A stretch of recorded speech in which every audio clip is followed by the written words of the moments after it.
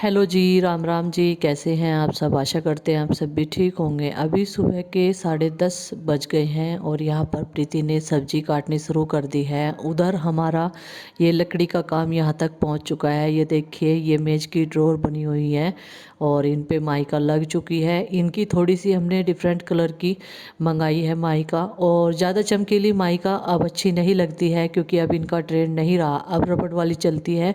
तो अभी मैं आ गई किचन में और प्रीति ने सब्ज़ी वगैरह सब कुछ काट दी थी। तो सबसे पहले मैंने दूध को छान लिया है। दूध भी अभी तक गर्म नहीं हुआ था। कच्चे दूध में से ऐसे ही सुबह तक चाय बनाने में लगे हुए थे, लेकिन माँ मुझे रोज़ बोलती है कि सुबह के टाइम दूध गर्म कर दिया कर, उसमें फिर क्या होता है कि मलाई उतार लेते हैं और तीसरे दिन जो है इकट्ठा करके मलाई उसको लगा लेते हैं, मट्ठा भी हो जाती है और बच्चों के लिए घी भी निकल जाता है। आज मैं बनाऊंगी आलू बैंगन की सब्जी। तो कुकर में बनाऊंगी, थोड़ी सी रसीली बनानी है। रसीली सब्जी ज़्यादा टेस्टी लगती है। अगर चावल भी बनाऊं तो वो भी अच्छे लगते हैं उसके साथ में। तो यहाँ पर मैंने लहसुन प्याज डाल दिया है, थोड़ा सा जो अदरक कसा हुआ था वो भी डाल दिया है, थोड़ा सा डाल देते हैं अभी हींग। और अपनी ना, मुझे ये किचन बहुत छोटी सी लगती है जब दोपहर के टाइम मैं यहाँ पर खाना बनाती हूँ। प्रीति को अभी कुछ लेना था, फ्रूट्स काटने के लिए चाकू वगैरह, तो अभी वो लेने के लिए आई थी और यहाँ पर उसने धनिया पत्ती भी काट कर डाल दिया है। सब्जियाँ प्रीति काटती है तो उसमें मिर्च का जो है वो सोचती है कि कभी कम लगती हो, क्योंकि काफ़ी दिन हो गए उसे खाना बनाए हुए। तो फिर मैं उसे बोलती हूँ कि ये सब्जियाँ जो हैं, इसकी मिर्च जो आई थी अब की बार वो ज़्यादा तीखी लगती है। लेकिन वो फिर भी यही कह देती है 2-3 मिर्च ही तो काटी थी मैंने, क्योंकि उसे तेज़ मिर्च नहीं लगती बिल्कुल भी। उसका स्वाद सा चेंज हो रहा ना थोड़ा सा, बीमारी की वजह से। तो जी फ़िलहाल तो उसकी तबीयत ठीक है, अब टाइफाइड भी नॉर्मल है उसका, नेगेटिव, और प्लेटें वगैरह सब कुछ ठीक है। लेकिन वीकनेस मेरी 1 महीना हुआ मुझे, 1 महीना हो गया है अब तक मैं ठीक हुई हूँ जाकर, तो उसे भी थोड़ा सा समय लगेगा। टाइफाइड भी डेंगू से कम नहीं होता है। तो जी यहाँ पर अभी छौंक हो गया था और सबसे पहले मैंने बैंगन डाल लिए हैं, आलू बाद में डालूंगी। और छोटी तो लगेगी रसोई, ऊपर आधा सामान रखना पड़ता है जो सामान हम यहाँ पर रखते हैं। तो साइड में कुछ होती है या फिर थोड़ी बहुत चौड़ी होती है, तो उसमें मुझे कंफर्टेबल ज़्यादा रहती मैं। तो जी अभी ये टमाटर को अच्छे से फ्राई कर लेते हैं, इनको पका लेते हैं। जब ये अच्छे से मैश हो जाएंगे तभी मैं इनमें जो है आलू मिक्स करूँगी। जब तक ये बर्तन भी लगा देते हैं, और जो चाय के बर्तन मैंने बाहर इकट्ठे किए हैं उन्हें भी साफ़ करना है इसी बीच में, और आटा भी लगा देना है, गूँथ कर तैयार करना है, मेरा मतलब ये है। तो जी सारे बर्तन बस साथ के साथ सूखते रहते हैं तो लगाते रहते हैं। वैसे चौकी हमारी कभी भी खाली नहीं रहती, कभी किसी के लिए चाय बननी है, कभी किसी के लिए, कभी कोई खाना खा रहा है, तो वो काम पूरा दिन चलता रहता है। दूध गर्म हो गया था, उसको मैंने स्टैंड पर रख दिया है, जो मिट्टी का स्टैंड माँ ने बना रखा है। तो इनको अभी देख लेते हैं कि बैंगन कितने पके हुए हैं। तो अभी और पकाना पड़ेगा। जब ये इनकी भरता सा टाइप का बन जाएगा ना, तभी मैं इसमें आलू डालूंगी, तभी बैंगन एक तो ग्रेवीदार बन जाएंगे और टेस्टी भी तभी लगते हैं। ऐसे बैंगन मोटे मोटे से छिलके वाले अच्छे नहीं लगते हैं खाने में। वो बच्चे से मैश हो गए थे और ये डाल दिए मैंने इसमें आलू। बस थोड़ा सा पानी डालूंगी और इसमें 2-3 सीटियाँ लगवा दूंगी।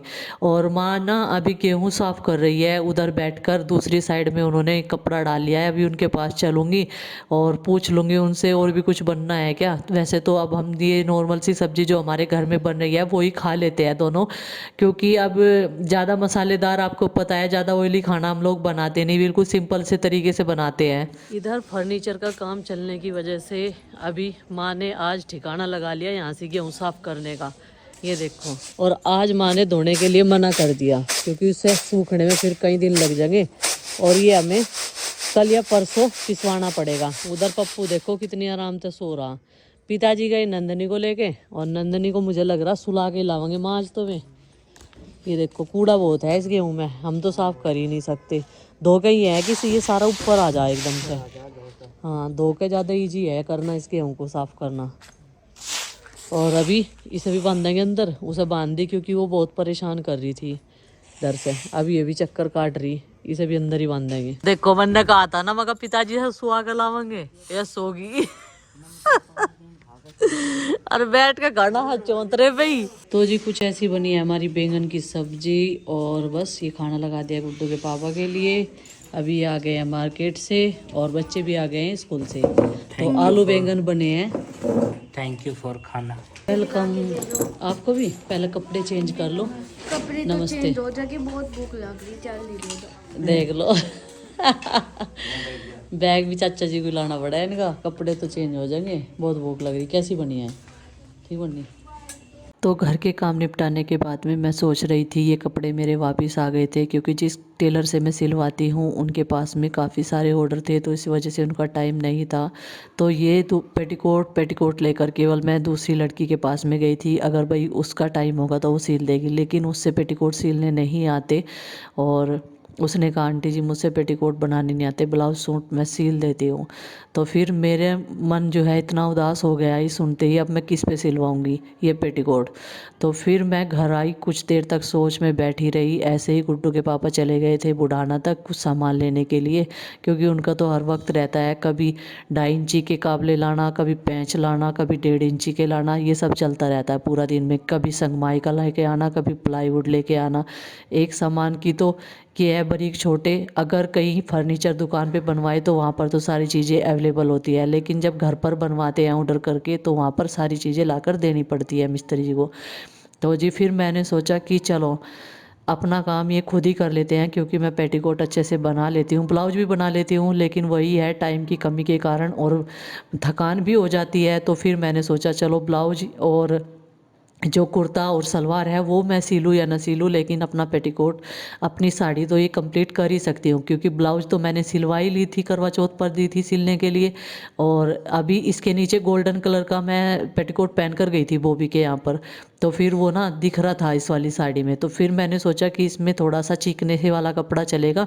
अब कपड़े का नाम तो मुझे नहीं पता, और इसमें मैंने कॉटन का अस्तर, और देखिए मैंने ये 4 कली का छाटा है। 4 कली के पेटीकोट मैं अच्छे से बना लेती हूँ। और जो इसमें पने की बात होती है, अस्तर का कपड़ा पने में कम है और पेटीकोट का ज़्यादा था, तो इस वजह से फिर मैंने जितना अस्तर रख था उतना ही पेटीकोट का भी रख लिया था कपड़ा, क्योंकि अस्तर में तो हम ज़्यादा कम कर नहीं सकते, उसमें तो बढ़ा सकते हैं। तो जी यहाँ पर देखिए अभी मैंने रील लेने के लिए चाचा जी को भेज दिया था, और कई दुकानों पर जाकर तो रील मिली, और रील का धागा ना यहाँ पे इतना अच्छा नहीं मिलता जैसे हम मार्केट से लेकर आ जाते हैं। बिल्कुल बारीक धागा था और बार बार टूट भी रहा था।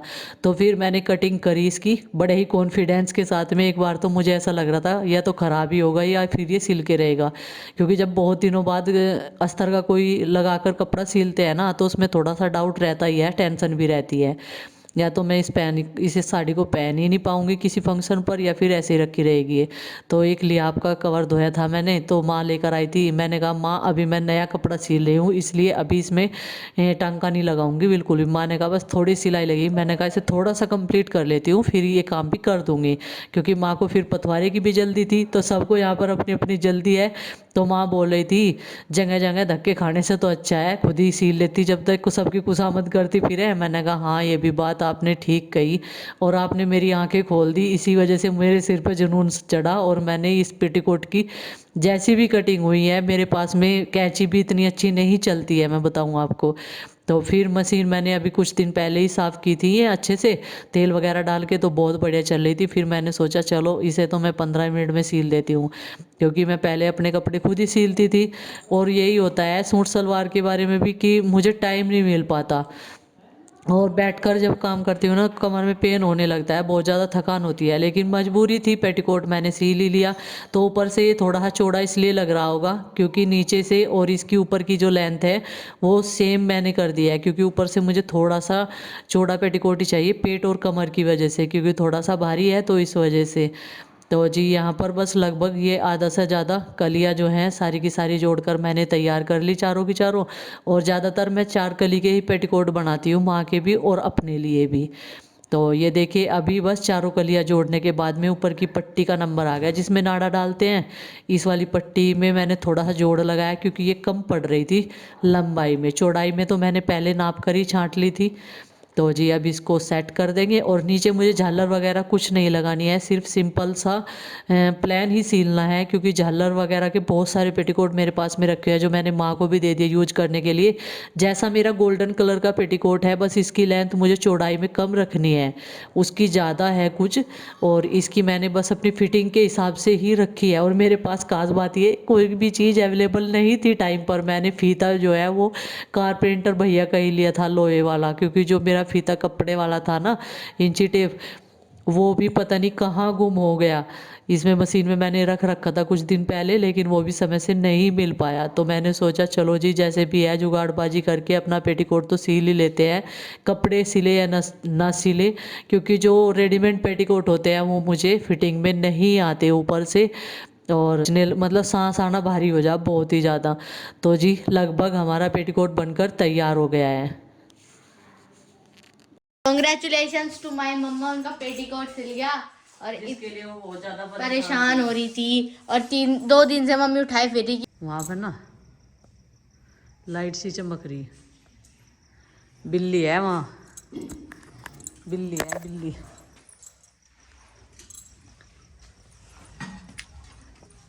कूद गई।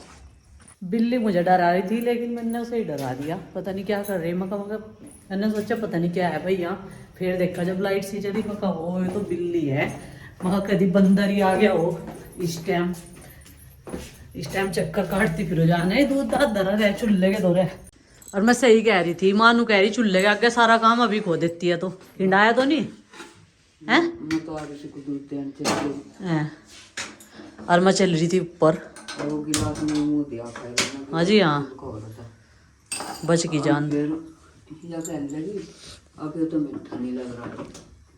आरुषि तो आज बाल बाल ही बच गया, बस दूध लालसी है।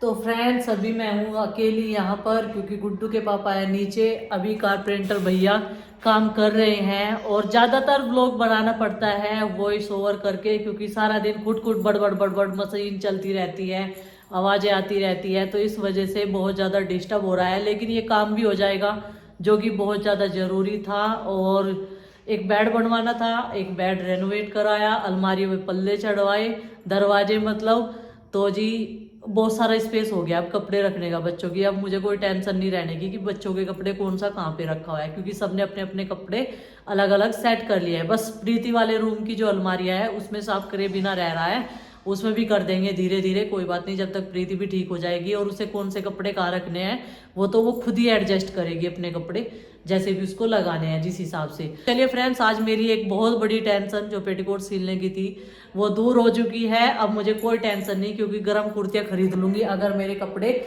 नहीं सिले, क्योंकि लूज सी डबल एक्सल में मिल जाती है गर्म कुर्तियाँ, सूट के बिना चल जाएगा। लेकिन पेटीकोट की मेरी भारी समस्या थी, वो रेडीमेड नहीं मिलता है बिल्कुल भी मेरे साइज का। तो चलिए फ्रेंड्स, आज वो मेरी समस्या अब हल हो चुकी है और मैंने खुद ही की है। तो मिलते हैं कल एक और नए व्लॉग के साथ। व्लॉग पसंद आए तो लाइक करें, चैनल पर नहीं तो सब्सक्राइब करें, और अगर किसी को पेटीकोट बनाना है तो यहाँ पर आकर वीडियो देख ले, तो आप भी बनाना सीख जाएंगे। तब तक के लिए बाय बाय, सबको हमारी राम राम।